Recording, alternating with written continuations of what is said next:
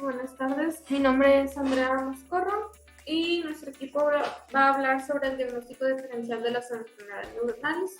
El objetivo de esto es saber distinguir, dependiendo de la sintomatología de cada una de las enfermedades, cuál sería la más ideal para enfocarnos en esto. Entonces, ya con eso vamos a encontrar, en este caso, se encontró lo que viene siendo un manifiesto en la existencia de un trastorno neurológico. Con eso vamos a encontrar que se debe necesitar entablar las características para saber distinguir. Por ejemplo, una vez localizada la existencia de un trastorno neurológico, en este caso va a ser necesario entablar una lista con posibles diagnósticos diferenciales, distinguir cuáles enfermedades se relacionan con el cuadro y establecer pautas que puedan entablar con el perfil del paciente. Entonces, no es lo mismo que un paciente tenga problemas, por ejemplo, idiopáticos, que desconocemos qué es lo que pueda llegar a ocasionar estos síntomas que presenta, por ejemplo, cuando ya tienen signos más agudos, ya sea de vasoconstricción. Entonces, más adelante vamos a encontrar esto, lo que viene siendo, en el caso de los problemas neurológicos, se va a emplear el Vitamine o Vitamin, que sus siglas significan vascular, o sea, que ya sea de un problema vascular, inflamatorio, algún problema traumático que haya pasado en la mascota, alguna anomalía congénita, en este caso metabólica, idiopática, neoplásico o degenerativa.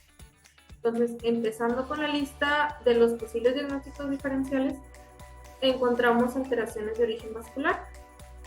Estas se manifiestan principalmente en forma hiperaguda, ocasionando sintomatología en corto tiempo. Y en cuestión de la recuperación comienza rápidamente los primeros días, mejorando de forma progresiva. Entonces, si son unas alteraciones de origen vascular, claramente no está circulando bien lo que viene siendo la sangre. Por eso mismo, que no está circulando bien, van a empezar los problemas más rápido. Entonces, por eso la sintomatología ocurre en corto tiempo. Y la recuperación también a su vez es rápidamente si se atiende a tiempo, obteniendo pues los días con mejora progresivamente.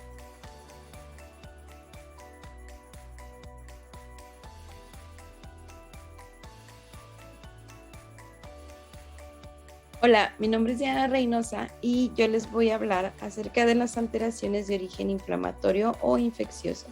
Cuando las alteraciones neurológicas son de origen inflamatorio o infeccioso, suelen aparecer de forma aguda y generalmente veremos un curso progresivo y asimétrico. Si observamos lesiones dolorosas, debemos sospechar que éstas tienen un origen inflamatorio o infeccioso. Sin embargo, si las lesiones que observamos no presentan dolor alguno, pero sospechamos que son de origen inflamatorio o infeccioso, aún así no podemos descartar que sean de este origen. Es decir, no es estrictamente relacionado el dolor de la lesión con el origen de este tipo.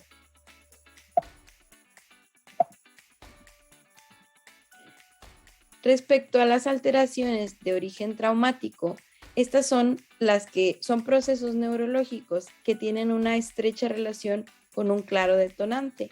Con detonante nos referimos, por ejemplo, a un traumatismo anterior. Por lo general, no son lesiones que progresen, pero sí podrían progresar inicialmente. Las alteraciones de origen traumático casi siempre siguen un curso acompañadas de dolor, sobre todo aquellas patologías que inicialmente afectan la columna vertebral. Un punto importante respecto a estas patologías es que conviene asegurarse cuanto antes de que el paciente no padece múltiples lesiones. Respecto a las anomalías congénitas, podemos decir que estas alteraciones del sistema nervioso son aquellas que suelen aparecer mayoritariamente a edad muy temprana. Podremos observar su máxima expresión desde el nacimiento del paciente hasta los 18 meses de edad del mismo, aproximadamente. Para las anomalías congénitas, podremos ver un cuadro clínico que puede ser crónico progresivo o no progresivo, y habitualmente dicho cuadro clínico no cursará ningún dolor.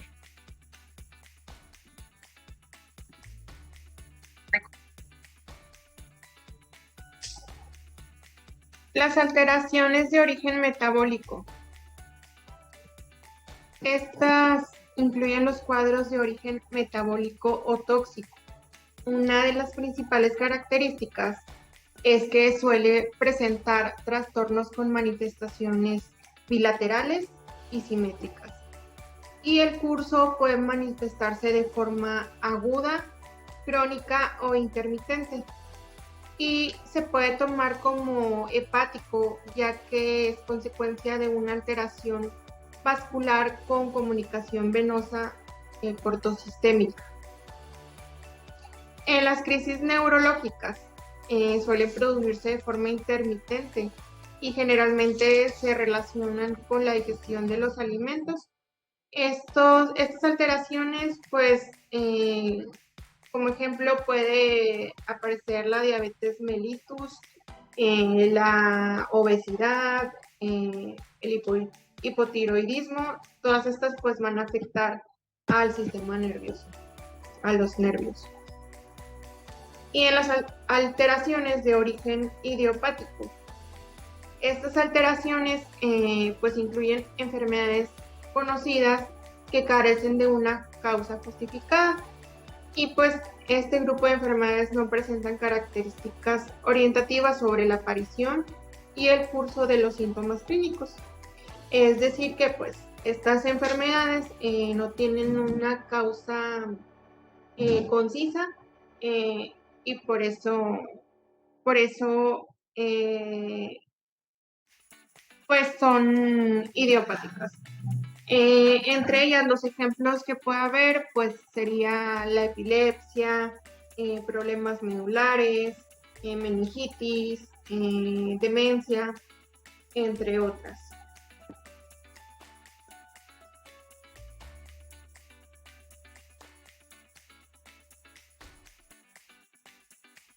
Hola, ¿qué tal? Mi nombre es Ofelia Morales. Yo les voy a hablar acerca del tema de las alteraciones de origen neoplásico, así como las alteraciones de origen degenerativo. A lo largo de la presentación les voy a estar dando algunas características y signos que son muy común en estas dos alteraciones, y esto nos va a ayudar sobre todo a pues hacer una diferenciación y podernos acercar a un diagnóstico más certero sobre nuestros pacientes.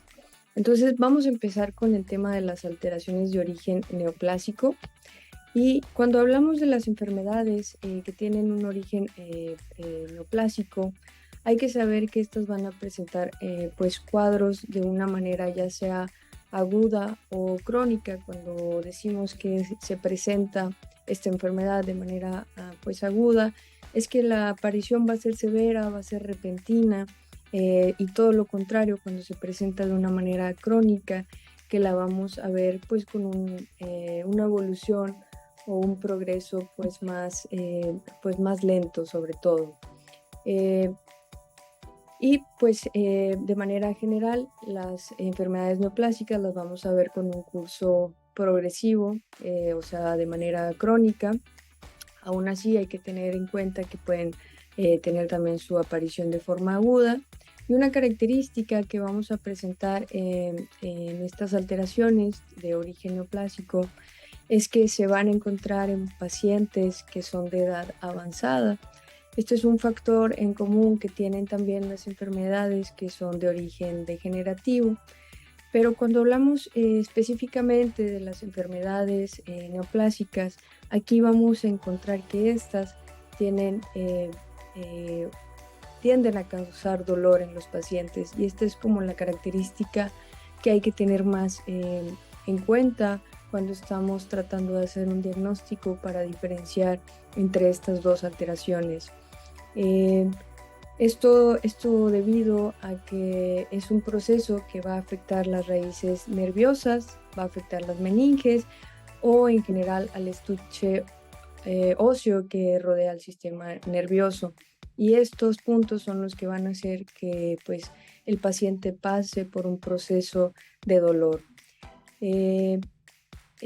Aunque estamos comentando que estas enfermedades neoplásicas aparecen en pacientes de edad avanzada, no hay que descartar que podemos tener algunos casos donde se presenten pacientes con una enfermedad neoplásica en una edad temprana. Vamos a pasar ahora al tema de las alteraciones de origen degenerativo.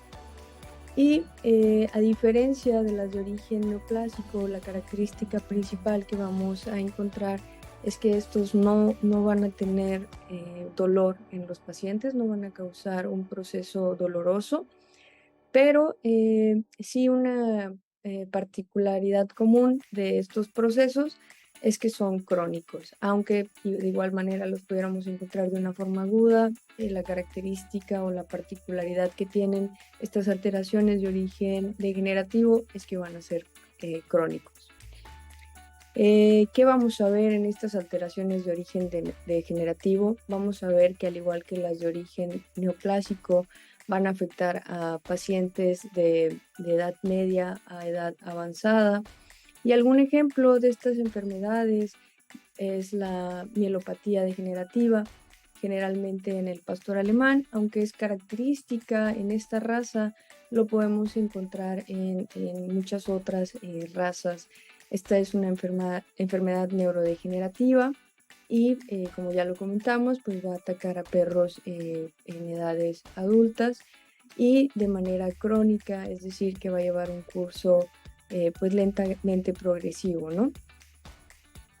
Y aquí está el ejemplo donde está el pastor alemán y se le ve pues que trae ahí pues alguna alteración en lo que son en la postura y las patas traseras en general.